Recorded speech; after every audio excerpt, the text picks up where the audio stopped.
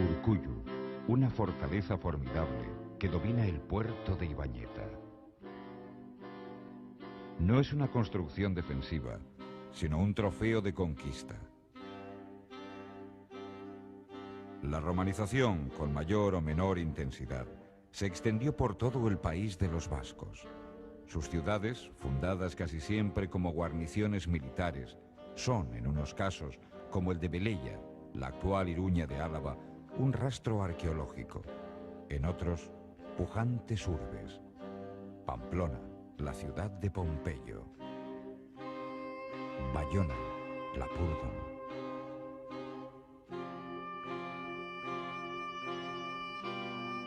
Donibane Graci, Imus Pirineus.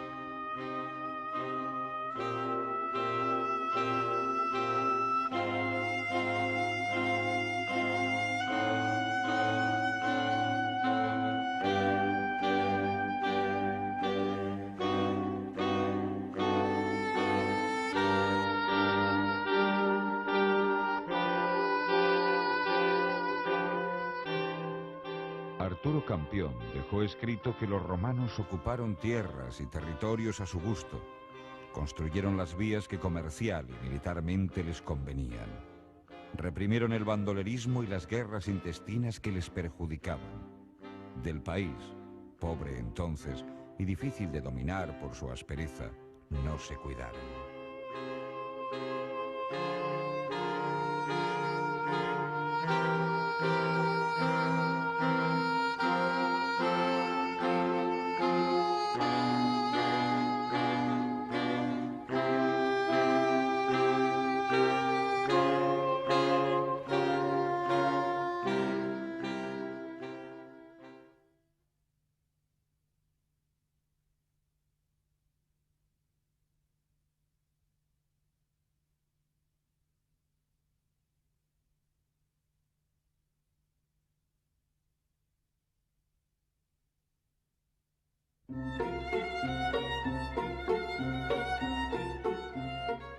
Según las fuentes clásicas, a la llegada de los primeros contactos del mundo romano, lo que hoy conocemos por Euskal Herria estaba habitada por distintos grupos humanos.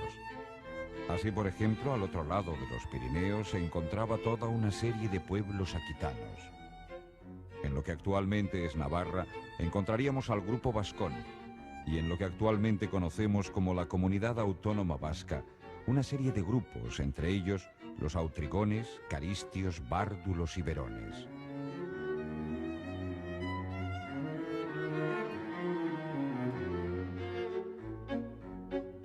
La realidad de estas tribus es distinta, y además, estos pueblos también van a recibir en diferentes formas y fases cronológicas las primeras relaciones con el mundo romano.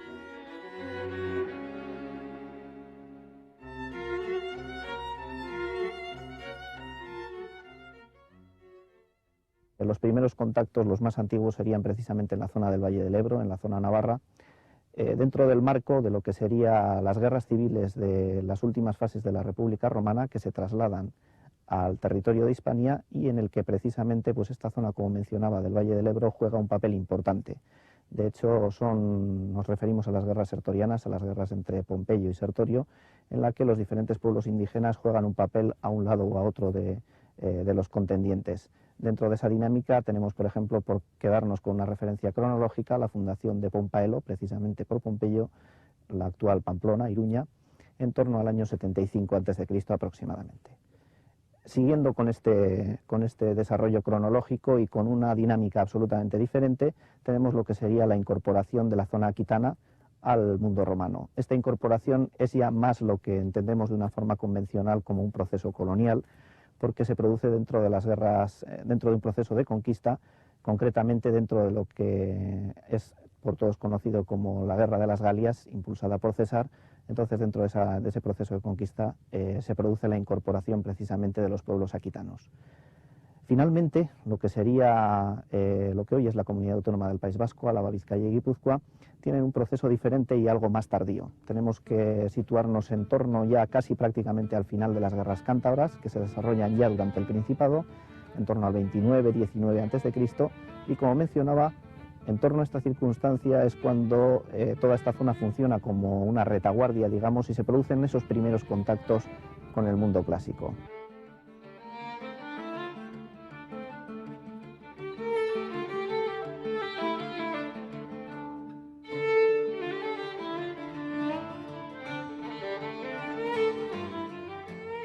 La transformación de la vida cotidiana de los vascos comienza en los primeros tiempos de la conquista.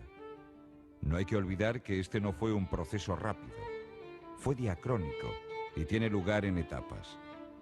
Fundamentalmente, la latinización solo se produce en los territorios cercanos al Ebro, el urbero de los vascones.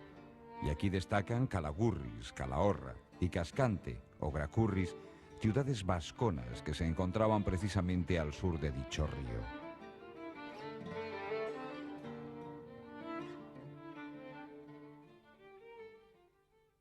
Los propios romanos, cuando conquistan este territorio, además lo conocen perfectamente, ellos mismos son conscientes de que aquí hay dos realidades diferentes, hay dos espacios distintos.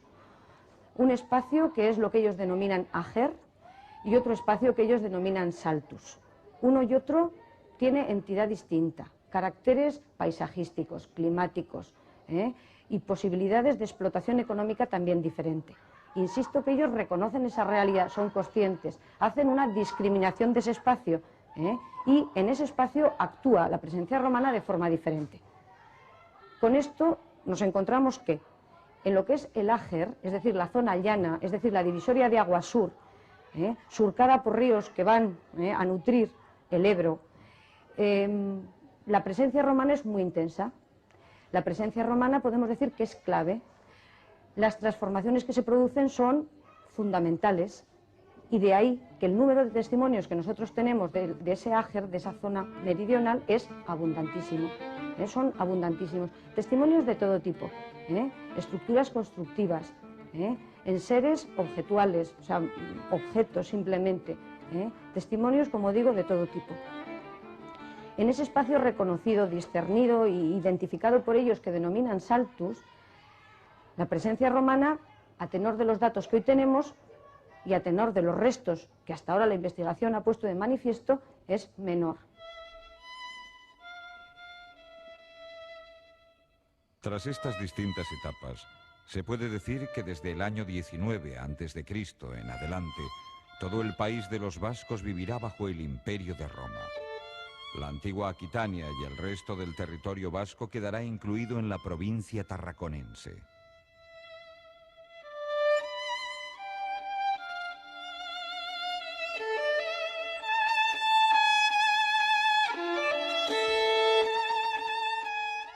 Pero es cierto que los vascos aceptaron elementos de la cultura romana. Arturo Campión recuerda que la cultura de entonces revestía en todas partes forma romana, pudiendo llegar a donde no llegó el imperio de las armas.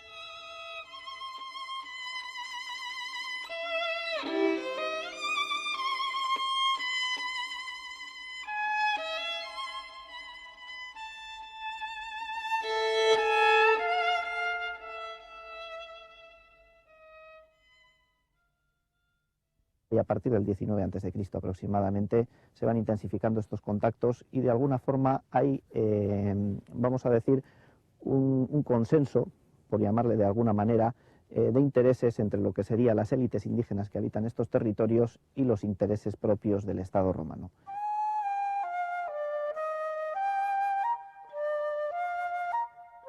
Conseguida la pacificación y la romanización del territorio, comienza un periodo de auge económico.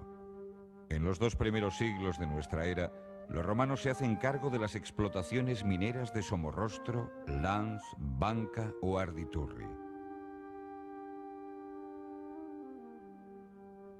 Para ello horadaban el monte con galerías de pequeña dimensión, con rampas escalonadas y pozos que iluminaban con lámparas de aceite a las que llamaban lucernas. El posterior tratamiento del mineral de galena proporcionaba el producto final buscado: plata.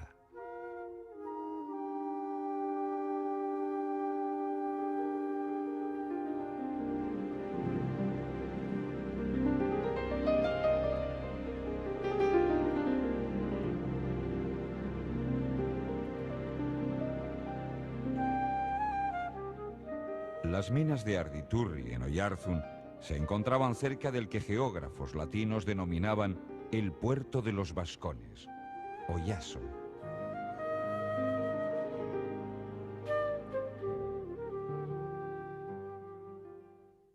Hace pocos años, en la calle Santiago, se encontraron y fueron excavadas una serie de estructuras construidas en madera, que parece ser que fueron utilizadas como puerto, a tenor por lo menos del criterio y de lo conocido por sus investigadores, y que por tanto nos demostrarían la función portuaria, remontando la desembocadura del Bidasoa, que tendría la ciudad de Oyaso.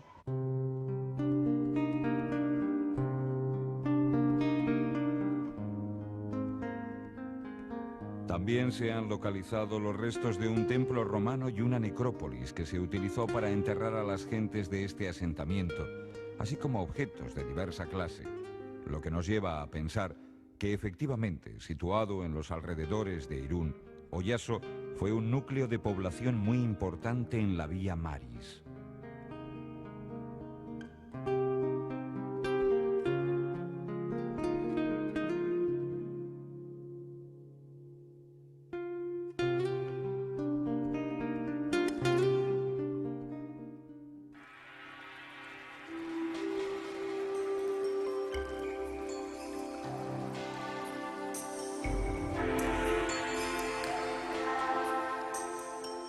Asimismo, junto a la zona marítima o Vía Maris, los romanos trabajaron la industria artesanal pesquera con la transformación de la pesca y el uso de la sal. Tanto en la Guetaria de Goalde como en la de Iparralde construyeron factorías de salazón en las que fabricaban garum, una salsa muy cotizada en la época antigua.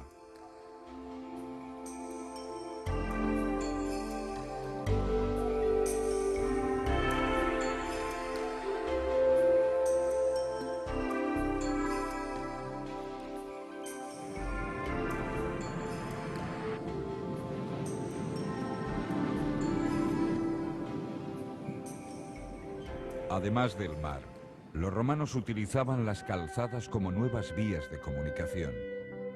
Las calzadas eran grandes carreteras señalizadas que, además de unir diferentes puntos, servían para la penetración de su cultura.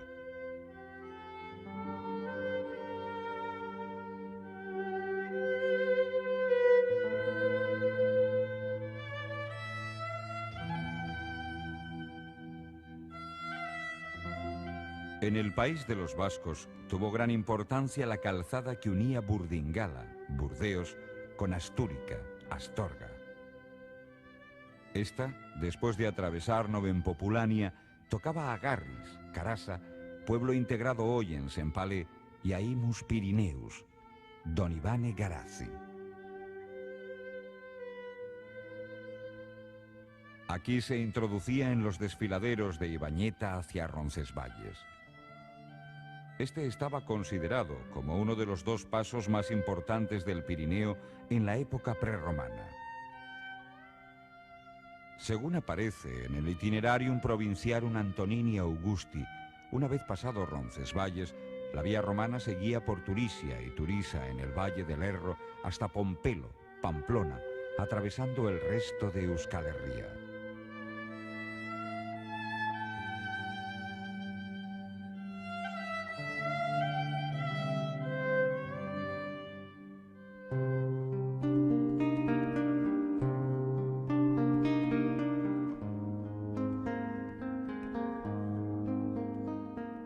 Igualmente, en la romanización de la parte meridional del país, jugó un papel determinante la vía que, partiendo de Tarragona, llegaba por Huesca hasta Zaragoza, para correr a lo largo del Ebro pasando por Cascante, Calahorra y las tierras de la actual Rioja, con su capital Logroño.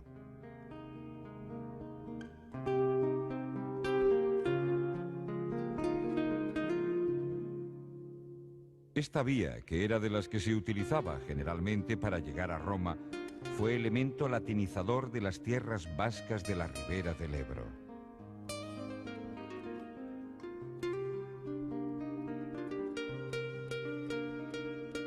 Otras carreteras romanas fueron las que unían Pamplona y Oyarzun, y otra que desde las cercanías de la actual Vitoria llegaba a Bermeo. La primera estaba justificada por las minas. La segunda era, amén de una salida al mar, una conexión con la cercana cantera de mármol de Ereño. En esta vía se encontraba un fórum o centro de comercio. Se trataba del municipio de Forua, en las cercanías de Guernica.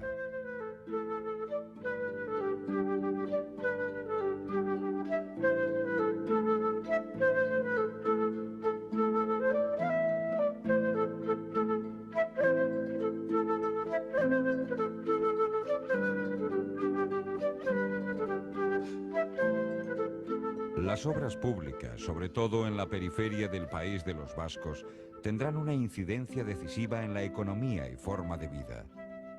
Gracias a canalizaciones y acueductos como este de Lodosa en Navarra, la producción agrícola sufre cualitativos cambios, ya que se producen excedentes con los que se puede comerciar.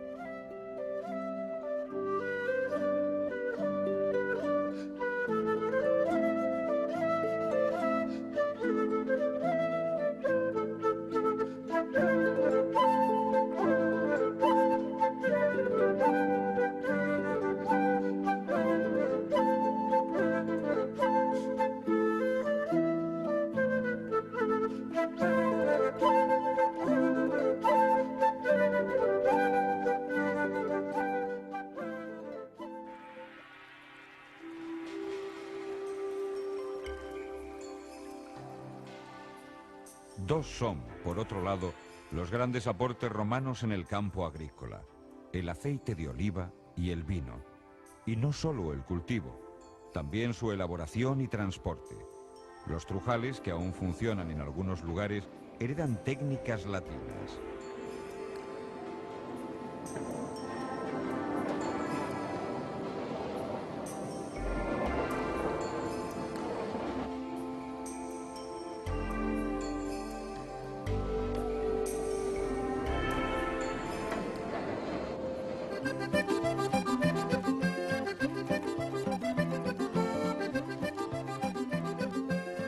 Etnógrafos como Julio Caro Baroja insisten en que los vascos ya utilizaban aperos agrícolas como el arado en la época prerromana. Es cierto, sin embargo, que pronto asumen modelos latinos. La hoz romana, por ejemplo, agilizará sobremanera la recogida de cereal.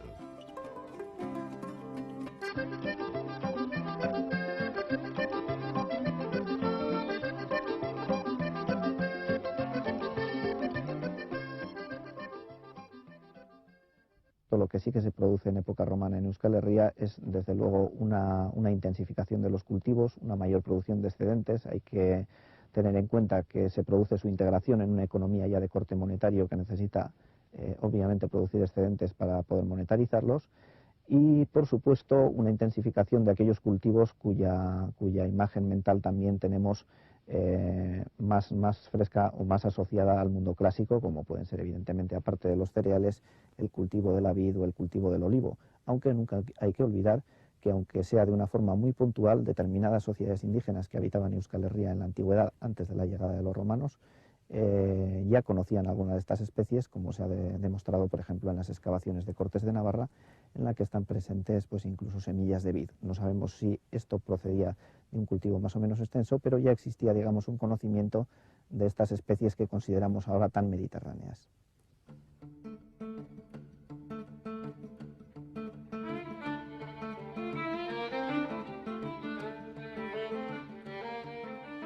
Las bodegas de Funes demuestran la importancia de la viticultura en la ribera del Ebro. La producción y exportación de los vinos vascos es una realidad en el mediodía vascón desde el siglo II a.C. Además, hasta el principio de esta centuria, el proceso es el mismo importado de Roma hace 2000 años.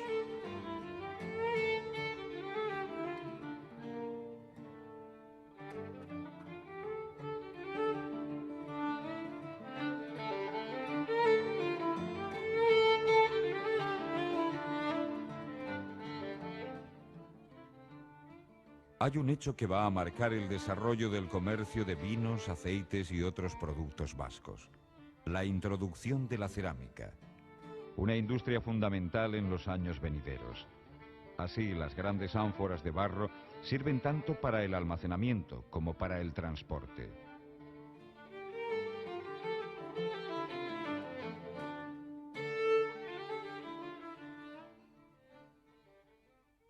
La industria cerámica utiliza en estos momentos, como en la fase anterior, sobre todo la materia prima fundamental, que son las arcillas, ¿no? Unas arcillas tan especiales y, digamos, tan adecuadas para la producción cerámica como las que pueden ser las del entorno del Valle del Najerilla, que, bueno, la prueba es que en la actualidad todavía sigue siendo un gran centro alfarero produciendo diferentes especies, ¿no? Lo que pasa es que en época romana se produce, digamos, una intensificación. Había habido incluso en esta zona, en la Edad del Hierro, algunos alfares seguramente produciendo cerámica de la que denominamos de tipo celtibérico, pero se produce ahora una intensificación de esta explotación, una división del trabajo, un establecimiento de grandes talleres que ocupan grandes extensiones de terreno y que se dedican a fabricar especies pues, de las más variadas tipologías. Hay una gran variedad de producciones para satisfacer las diferentes necesidades, tanto de mesa, como de cocina, como de transformación alimentaria, como de almacenaje, como de transporte. Todo se resuelve con diferentes contenedores cerámicos. Aparte, las producciones propiamente de mesa son las que sufren, además, las que experimentan un más importante desarrollo, con la incorporación de toda una serie de temáticas decorativas. Para esta zona es cuando aparecen las producciones decoradas a molde, con una riqueza ornamental impresionante y que sirven además también pues, incluso para hacer de vehículo a determinada ideología al uso.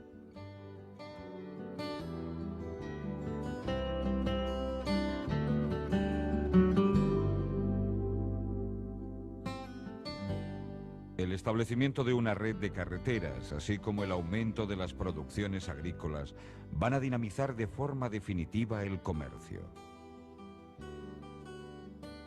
Estas actividades no afectan únicamente al Lager, sino también a los pastores del Saltum, que venden sus excedentes a las legiones.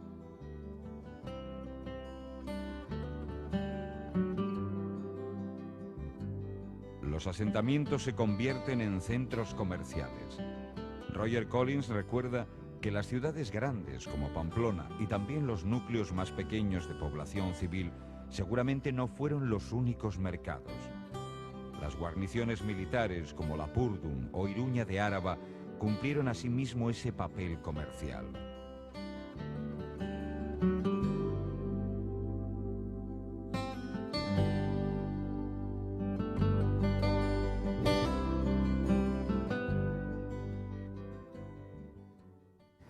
Iruña funciona, además digamos, de un nivel básico de lo que sería administrativo, de centro político, funciona de dos modos. Primero, como centro organizador del agro circundante y como, sobre todo, quizás lo más importante, como centro de recepción y de distribución de mercancías.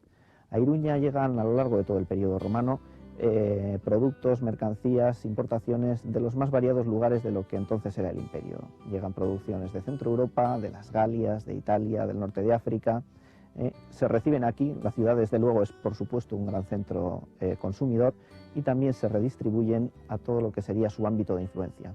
Para ponderar un poco la importancia precisamente la entidad de este enclave, hay que tener en cuenta que Iruña es el único hecho urbano en un entorno eminentemente rural y que tiene un ámbito de influencia, un hinterland que podemos estimar en unos 30-40 kilómetros a la redonda, distancia que tenemos que recorrer, digamos, para llegar al ámbito de influencia de otro hecho urbano similar. Es decir, tendríamos que irnos hasta Pompaelo por un lado o hasta Flavióbriga en Castro Urdiales para llegar digamos, a un núcleo urbano de similares o mayores características al de Iruña.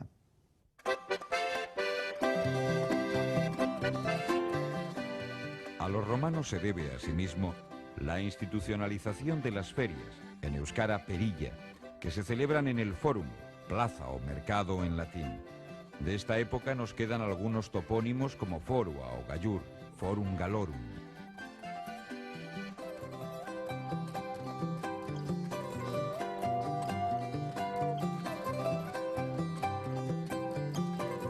Muchos de estos centros comerciales han llegado con ligeras variantes hasta nuestros días, caso de Donapale en Iparralde.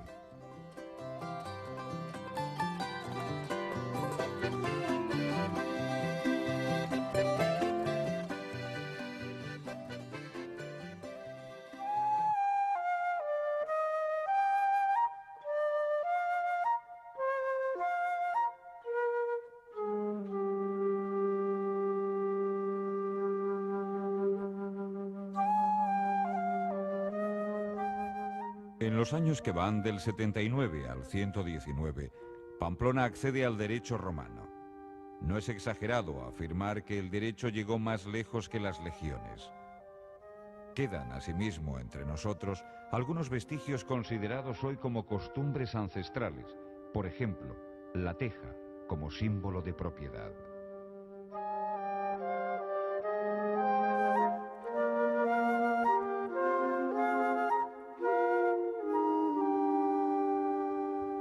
Cada año los bermeanos reafirman su propiedad sobre la isla de Ízaro, lanzando una teja a la mar.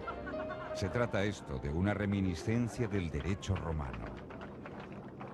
Beraz, herentzia osoa, betea, konzeptu juridiko eta alor juridiko guztiak hartzen dituena. Pertsonaren alorra, gauzen alorra, pertsonen arteko erlazioak edo obligazioak jorratzen dituen baita ere figura juridiko guztiak, nolaz familia eta oinordetza, testamentuen beste esparru hain importante hori, erromatar jurista horiek, erromatar jurisprudente horiek, guzti hori landu zuten, guzti hori sistematizatu zuten, eta esan bezala herentzia aberats bezala utzi zuten etorkizunerako.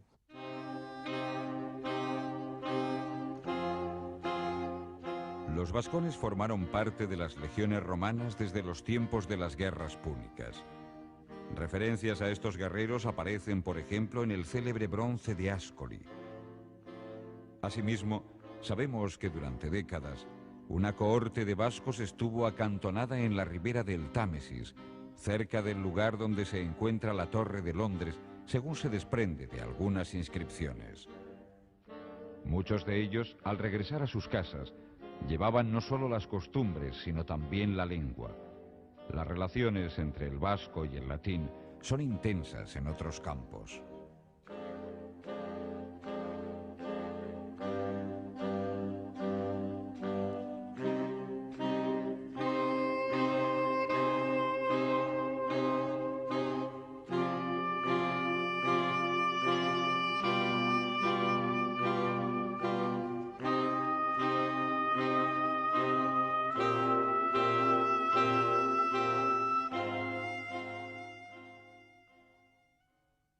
Latinaren eragina da antxinatean, noski, baina gero erdiaroan zehar ere latinaren eragina izan da. Eta orduan euskarak eragin hori jaso egin du denbora luze batean. Hitzetan askoz ere garbiagoa dago, ze badakigu hitzen etimologia zein den, eta jazta garbi dago, gauza batzuk askoz ere oso garbia dira, borondate, voluntatem, latineko voluntatetik dator, ez da nahiko garbia dira, baina badude hitz asko, en fin, ematen duenak edo zeinek esango betu euskal hitza da, betikoa, baina ez dialan, esate baterako goruetan egon, ez da? Goru latineko kolusetik dator. Toponimian ere garbi dago, ez da gauza batzuk nahiko zaharrak dira, ematen duten nahiko zaharrak direla, esate baterako toponimo eta gero apelidoetan, deituretan gelditu diren gauzak, ez da? Saldua, esate baterako, saldua. Saldua latineko saltus, etik dator, saltus basko numeta hori, ez da, hau da, oiana, edo basoa, edo hori, ez da? Edo luku, hemen Araban dagoen herri bat, luku, ez da? Hori lugorekin lotuta dago. Ez dakit, fadura, bera, fadura latineko padulem hortetik dator. Ez dakit, asko daude, ez da? Hiztegian asko daude. Gramatikan, bueno, eragina ere segurazki ukiko zuen, ez hainbestekoa, hori garbi dago, ze orain momentuan ere euskararen tipologia zeharo diferentea da, inguruko romantzeekin konparatzen baldin baduzu eta latinarekin berarekin konparatzen baldin baduzu, baina, bueno, zeneteke eragina bai izan zela, eta normala da.